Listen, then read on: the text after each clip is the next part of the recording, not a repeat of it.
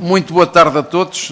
Começo por vos dar as boas-vindas e peço desculpa de, efetivamente, vos termos solicitado a vossa presença assim tão apressadamente e tão em cima dos acontecimentos, mas, efetivamente, este grupo de trabalho foi criado só no âmbito da Comissão de Agricultura e Mar a semana passada, teve a primeira reunião esta semana e tem como mandato apresentar propostas de alteração aos diplomas em apreço, legislação da reforma florestal até dia 11 de julho. Motivo pelo qual até dia 5 temos que ouvir todas as entidades que entendemos por conveniente e assim como também apreciar os contributos que nos possam ser enviados por escrito. Nessa medida, pedindo desculpa de efetivamente não termos muito tempo ou tanto tempo quanto provavelmente nós todos gostaríamos e os senhores também, dizer-lhe que muito agradecidos ficávamos se nos pudessem enviar por escrito os vossos contributos ou os complementos que eventualmente possam suscitar esta reunião. Nós tivemos já uma reunião anteriormente, temos esta e temos outra depois às 18 horas, motivo pelo qual também não podemos nos alargar muito no tempo que hoje vamos aqui conceder às diversas entidades para se apreciar. De todo modo, queria dar conta de que vamos ter o modelo, tem uma apresentação inicial das entidades, que podem já fazer referência à legislação que temos em apreciação, e isso gostaríamos que, efetivamente, na medida do possível, se pudessem pronunciar sobre a legislação que está em discussão e que estou convicto de que vos foi enviada e também é do vosso conhecimento. E por isso, sem mais delongas, vou-vos dar conta de que temos, então, uma intervenção inicial das entidades de 6 minutos, depois darei a palavra aos senhores deputados para fazerem as questões que acharem por convenientes, força da intervenção que tiver lugar, e depois já é uma ronda final para as entidades para poderem responder, sendo certo que, repito, poderão depois também mandar as respostas por escrito, se assim o entenderem, com mais tranquilidade.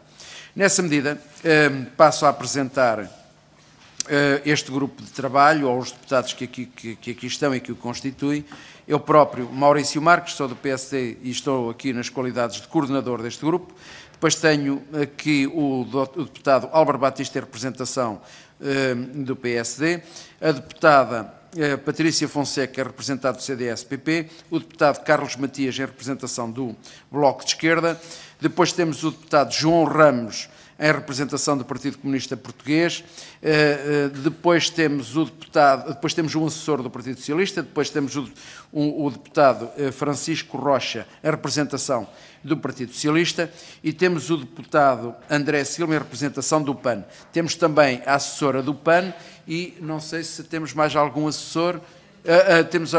Não estou a ver, a assessor do PEV que também está connosco. Depois temos também o nosso assessor da Comissão, deste grupo de trabalho também, o Dr. Joaquim Ruas, e o João Silva, que é também assessor desta Comissão e também deste grupo de trabalho.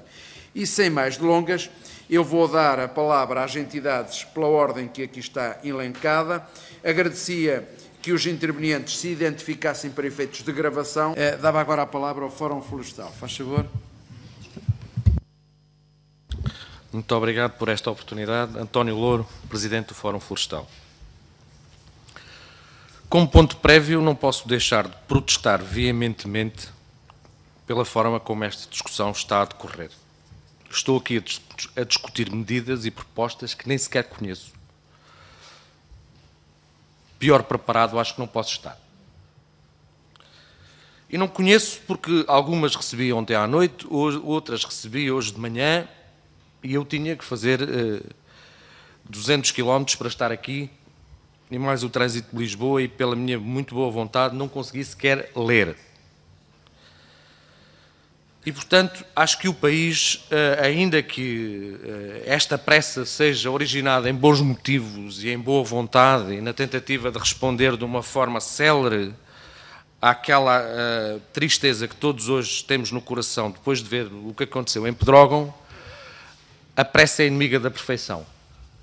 e, portanto, dificilmente o país encontrará boas soluções se continuar neste caminho atabalhoado de, por razões emotivas, rapidamente atirarmos meia dúzia de decretos para cima da floresta.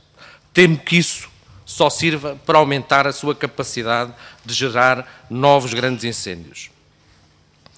Em relação aos incêndios que aconteceram nos últimos dias, acho que há 3 conclusões que temos de tirar que são nítidas. A primeira de todas é que falhou rotundamente a política que o país seguiu nas últimas décadas de tentar controlar os incêndios florestais através do combate. É claro, é nítido. Não conseguimos alocar mais meios ao combate, já gastamos 75, 80, 100, 90 milhões de euros, consoante a fonte, com o combate, e o resultado é o maior incêndio de sempre.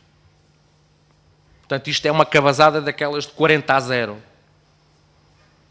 Não percebemos ainda? O combate não é solução para os incêndios florestais. A segunda conclusão que podemos tirar é que não é solução por uma razão muito simples. É que a paisagem que nós deixamos desenvolver nos nossos territórios rurais nos últimos 40 anos não é sustentável. A carga combustível é tal, é tão contínua, que quando o nosso dispositivo de combate, que é excelente na primeira intervenção, não tem sucesso e não consegue apagar os incêndios quando são nascentes, as cargas combustíveis são tais que a intensidade do incêndio cresce exponencialmente. E em minutos passamos de uma pequena fogueirinha que se apaga com os pés para uma coisa que nem o dispositivo nacional todo consegue controlar. Por uma única razão. Porque a quantidade de combustível que está acumulada na paisagem e a sua continuidade é tal que não conseguimos de modo algum, nem nós, nem provavelmente nenhum sistema de combate do mundo, controlar este tipo de incêndios. E faço um apelo aos seus deputados, venham ver os dados dos anos anteriores. E chegamos sempre à mesma conclusão. 80% da área, ou 90%, vem de 0,4% ou de 0,2% dos incêndios. O que é que isto significa? Que nós temos uma taxa de sucesso na primeira intervenção de 99%, depois deixamos escapar e perdemos tudo. Se não percebemos o recado de que vem de 2003, de 2016, de 2017, isto ainda está em agravamento e, portanto, nem pensem sequer que isto está a controlar-se. O fenómeno dos grandes fogos ainda está em agravamento. E agora imaginem o que era Portugal, como podia ter acontecido no verão passado, quando estavam a acontecer aqueles grandes fogos e chegámos a ter 400 ignições por dia, que tivéssemos 3 pedrógãos grandes ao mesmo tempo no país. Ou 4. Só não tivemos por uma questão muito simples. Pura sorte. Aqueles que têm acompanhado as questões da floresta e dos incêndios, eu ando há 10 anos a alertar que isto ia acontecer. Que ia morrer gente. E ainda falta uma coisa para aquilo que eu tenho vindo a dizer. Desta vez, as pessoas foram apanhadas na estrada. Um dia destes vão ser mesmo apanhadas dentro de casa. Porque até aqui os incêndios têm sido controlados e têm ardido só as casas da periferia. Fica hoje aqui registado um aviso ao país. Um dia destes vai arder uma aldeia de fio a pavio. Porque estão criadas todas as condições para que isso aconteça e o dispositivo não tem a mínima capacidade ou possibilidade, aliás, a mínima possibilidade de garantir que isto não venha a acontecer. E se há um terceiro recado que este incêndio nos deixa, é também ele muito claro.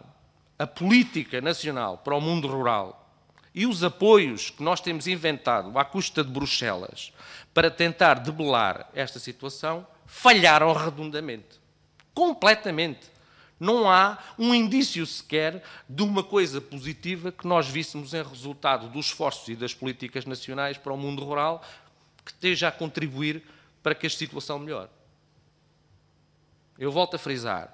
Falhanço completo do combate enquanto solução, falência completa da nossa paisagem em termos rurais, que tem uma carga combustível tal que não tem sustentabilidade, e a falhanço total das medidas que nós, como país, andamos a aplicar há 40 anos, no sentido de inverter a desertificação do mundo rural, o abandono do território e o agravar desta problemática dos incêndios. E, na sequência dos incêndios do verão passado, o Governo, e muito bem, reagiu e tentou fazer uma série de propostas, algumas positivas, outras, como é costume, que não passam de boas intenções políticas, mas com pouca ação, como o Banco de Terras, que vem substituir um instrumento que já tínhamos. O Fórum Florestal entende que só há uma solução para este problema. E essa solução nós conhecemos lá muito. Chama-se ordenamento do território. E para fazermos ordenamento do território e gestão, precisamos de escala. Escala em minifúndio só se consegue fazendo de uma forma muito simples. Temos que agregar as pessoas, agregar vontades, agregar propriedades. Agora, para fazermos ordenamento, precisamos de fazer planos. Para fazer planos e para os aplicar, só faz sentido se forem com uma área significativa. Senão vamos fazer o quê? O proprietário apresenta um plano de reflorestação, como eu já vi alguns, de 4.500 metros, e o ICNF diz, olha, na parte de baixo da propriedade põe sobreiros, na parte do meio pode pôr pinheiros, e na de cima põe eucaliptos, e chamamos isto de ordenamento. Depois o vizinho faz a mesma coisa e ficamos assim. Só há uma solução. Ganhar escala para podermos aplicar ordenamento, para conseguirmos, com isso, aumentar a rentabilidade e conseguir ter aceiros. Como é que nós temos aceiros? Como é que nós temos áreas limpas sem floresta para fazer compartimentação? Alguém tem que pagar. Porque há propriedades inteiras, se nós quisermos fazer um aceiro de meros 5 metros de largura, que ficam inviabilizadas para a produção, apanha a propriedade alta abaixo, não sobram metros sequer para plantar árvores. Quem é que vai pagar a este proprietário? Toda a gente diz que é o Estado. Vocês sabem melhor que eu a situação económica do país e eu não estou a ver o Estado a pagar indemnizações a todos os proprietários do país fora para que hajam aceiros. Outros dizem, sacamos esse dinheiro a Bruxelas. Não me parece. A única forma que nós temos de ter compartimentação efetiva nos espaços florestais e de as manter ao longo do tempo é que o valor necessário para criar essa compartimentação tem que vir da floresta que está ao lado. E, portanto, são os eucaliptos que estão plantados ao lado do aceiro que têm que ajudar a suportar o aceiro que está naquela propriedade do proprietário que ficou inibido de produzir. E, portanto, uns vão produzir segurança, outros vão produzir eucaliptos e têm que encontrar contas. Agora, como é que isto se faz? Há muitas soluções, até se podia ter baseado isto só nas IFES. Nós tentámos-o fazer durante alguns anos. Achamos que com um centro de custos dentro das IFES se conseguia organizar os proprietários, controlar custos e receitas, ainda por cima estávamos numa altura em que só havia despesas, não havia grande problema. Apercebi-me a determinado passo que as IFES têm fragilidades jurídicas a mais. Não podemos iniciar um projeto que tem provavelmente necessidade de 1 milhão ou 2 milhões de euros de investimento baseado numa figura que nem sequer tem um número de contribuinte e que se houver um litígio com o IFAP, quem paga é a pessoa que assinou os papéis, que até nem foi quem tomou as decisões. E, portanto, começámos a defender a ideia das sociedades. E temos andado ao longo destes anos a pedir ao Estado que precisamos de uma camada ZIF que agrega toda a gente no território, os que precisam de gestão agrupada e os que têm dimensão para gerir por si, acordam-se, entendem-se na ZIF para fazer a delimitação dos caminhos, os aceiros, os pontos de água, aquilo que é do interesse comum. Mas, meus amigos, eu venho de um território que só os 5 concelhos à minha volta perderam 100 mil habitantes nos últimos 50 anos. Venho de um concelho que neste momento não tem 5 agricultores a tempo inteiro e tem 7 mil habitantes. Quem é que vai fazer a gestão destes territórios? Eu tenho ZIFs que têm 1000 hectares, estão à volta de uma aldeia que tem casas para 350 pessoas e na aldeia moram 30. E desses 30, 90% têm mais de 65 anos. E quando vamos ver que propriedade têm as pessoas moradoras na aldeia, tem 5% do território. Porque o resto é do primo, é do tio que está na Venezuela, é do irmão que está no Brasil, é do sobrinho que está em Inglaterra. Portanto, não são as pessoas da aldeia que vão conseguir modelar o território à sua volta, porque a posse da terra já não é deles. E, portanto, precisamos da solução das sociedades. Mas há aqui um alerta muito importante. Senhores deputados, leiam com atenção. Eu vou repetir. Senhores deputados, leiam com atenção aquilo que está escrito na regulamentação das entidades gestoras florestais, esta figura que o Governo recentemente aprovou. Porque parece que estamos a falar disto, mas não estamos. Não é disso que lá se fala. O que lá se fala é que um proprietário florestal, como por exemplo um madeireiro, que nos últimos anos foi comprando madeira e depois os proprietários foram-lhe oferecendo as terras e foi comprando, e hoje tem um montão de cadernetas de 80 ou 90 ou 100, e que todas juntas até já fazem mais de 100 hectares. Ele agora pode agarrar naquela coisa desconexa, que são 150 propriedades distribuídas por 5 concelhos, de minifúndio,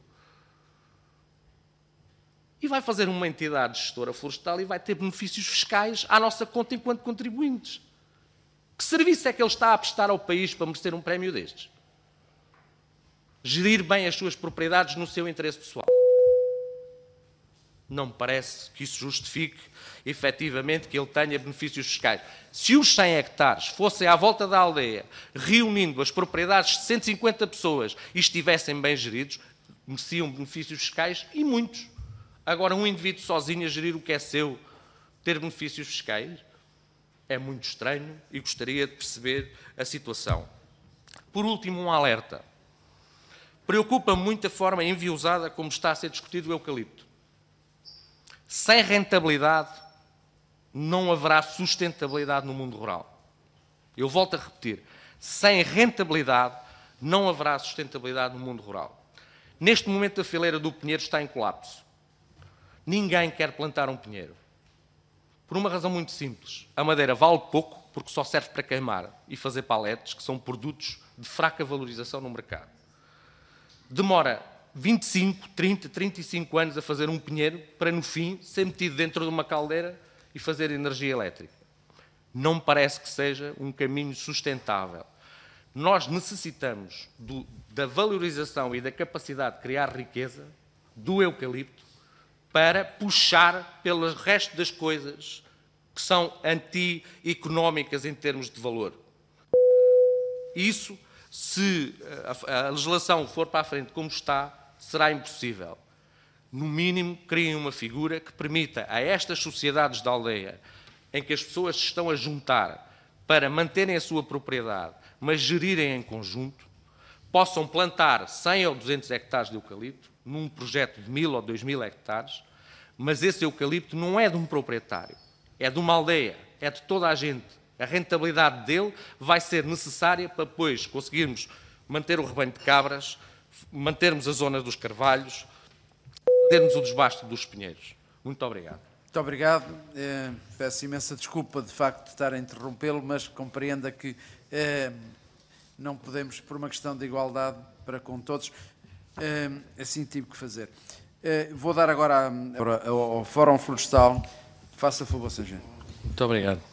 Relativamente à transferência de direitos entre regiões, achamos que para tal ser possível devia haver uma regulamentação muito clara de como é que isso se fará, porque senão podemos pura e simplesmente termos a duplicação das plantações, porque depois ninguém arranca os de origem e acabamos por ter a duplicação da área. Assim como também se recomenda à Assembleia da República que quando tiver este tipo de preocupações não deve anunciar com 2 anos de antecedência a proibição. Porque aquilo que aconteceu na realidade é que provavelmente ainda se plantaram mais do que se não tivesse existido qualquer regulamentação. Porque na ânsia de fugir à proibição, anteciparam-se investimentos, compraram-se à pressa, foi-se a correr meter projetos, e vos garanto, quando analisarem a área, o gráfico faz assim. Até se falar na proibição, vinhamos assim. Falou-se da proibição, fez assim. Até um dia, que durou 2 anos, em que se plantou à fartazana. Agora, quanto à pergunta do deputado Carlos Matias, como é que estamos de faixas? Olha, eu conheço um município muito perto de Pedrógão, que há 2 anos e meio meteu um projeto às medidas da comunidade para construir uns largos hectares de faixas. Passado 1 ano e meio, recebeu uma carta a dizer: metam o projeto outra vez, que houve aqui umas mudanças e vamos lá ver como é que isto se há de fazer. E há 6 meses atrás recebeu uma comunicação a dizer que a candidatura tinha tido uma valorização de 10. 10 significa que não terá financiamento. Eu só vos digo, é um município com o mesmo risco de incêndio, ou mais, do que Pedrógão. Portanto, o recado que o país deu àquele município é: se querem faixas, façam-nas sozinhos, porque do Proder não virá ajuda. Agora, um apelo para que façam: baixem significativamente as taxas de apoio a este tipo de medidas no Proder. Porque quando alguém está a fazer candidaturas que são elegíveis as despesas a 100% e a 90%, é uma festa. Como se fez nas linhas de água. Limpou-se a ribeira principal, limpou-se ao pé do rio, limpou-se a ribeira, limpou-se o ribeirinho e até se limpou a valeta ao pé da casa do Sr. Presidente da Junta, porque aquilo era a 100%, os patos da comunidade pagam tudo, não dói a ninguém e sempre ganhamos aqui alguma coisa. Baixem as taxas de comparticipação para que os promotores tenham que escolher entre aquilo que é importante e essencial fazer e aquilo que é desperdício. Sendo a 100% é tudo lucro. Portanto, atenção, porque assim estamos a perder recursos. Terceiro ponto, está instalada a ideia neste país que só se faz faixas e só se faz proteção e só se faz aceiros se houver dinheiro de Bruxelas. Isto era a mesma ideia que na construção civil se instalasse a ideia corrente que só se metia ferros nos prédios quando houvesse dinheiro de Bruxelas. Quando não há dinheiro de Bruxelas e estamos entre quadros, faz só com tijolo e areia. Depois não nos podemos admirar destes resultados. Um pedido insistente. Criem uma medida de apoio a projetos integrados que juntem dezenas de pessoas que têm vontade de articular a gestão das suas propriedades, de defender a sua aldeia, que permitam fazer projetos integrados. Um projeto onde seja possível arranjar dinheiro para mantermos os carvalhos, para desbastarmos os pinheiros, para plantarmos alguns eucaliptos, para arranjarmos um rebanho de cabras. Não precisa de ser as taxas de financiamento a 100%, nem é desejável que seja. Mas tem que haver um instrumento agregador destes investimentos todos, porque se houver dinheiro para os pinheiros, mas não houver dinheiro para o resto, não vai haver candidatura, nem vai haver projeto, nem vai haver mudança. Terceira questão. O drama do país é tão grande com este problema todo, o risco é tão grande na nossa paisagem que isto vai demorar décadas a corrigir. E se nós pensamos que agora vamos fazer aqui um conjunto de legislações, isto a partir do mês que vem já começa a melhorar, isto vai demorar décadas. O país é muito disparo, tem grandes alterações de uma zona para outra. Agora, se há coisa que caracteriza o interior, é a desumanização, é a falta de gente, não há promotores. Se me derem a escolher entre o ganhar de força do municipalismo ou que me apareça lá uma grande empresa a comprar todos os nossos terrenos à volta das nossas aldeias e a fazer a gestão muito bem feita daquele espaço, eu quero uma Câmara a gerir mais ou menos, prefiro muito mais uma Câmara a gerir mais ou menos do que uma empresa a fazer jardins. E, portanto, a escolha que o país tem que ter para o território é quem é que vai gerir estes territórios do interior. A aldeia está moribunda, não tem gente, não tem força, não tem capacidade financeira para o fazer. Quem é que vai gerir? Eu acho que têm que ser as pessoas que têm ligações àqueles territórios e que lá têm propriedades, que têm que se organizar num novo modelo para gerir esses territórios e manter essa ligação. E importa ao país que estas pessoas mantenham ligação àqueles territórios e voltem quando se reformarem e voltem alguns dos filhos. Agora, se nós pura e simplesmente entregarmos isto de bandeja às grandes empresas e aos grandes fundos, o buraco será cada vez maior. O desafio está do nosso lado. Isto vai demorar décadas a pôr de pé. Mas aquilo que nós hoje devíamos estar a querer fazer, mais do que querer fazer tudo em todo lado ao mesmo tempo, era escolher caminhos, testá-los, discuti-los, porque há um grande trabalho pela nossa frente. Muito obrigado. Muito obrigado, Sr. Engenheiro. Mais uma vez agradecendo a todos, pedindo-lhe desculpa por esta minha exigência no cumprimento do tempo. Reitero o pedido que fiz. Se tiverem contributos adicional, por favor, façam-nos chegar até ao dia 5 para tentar incorporar nas propostas que todos os partidos com certeza irão fazer da alteração do processo legislativo que está em curso. Muito obrigado a todos e boa tarde.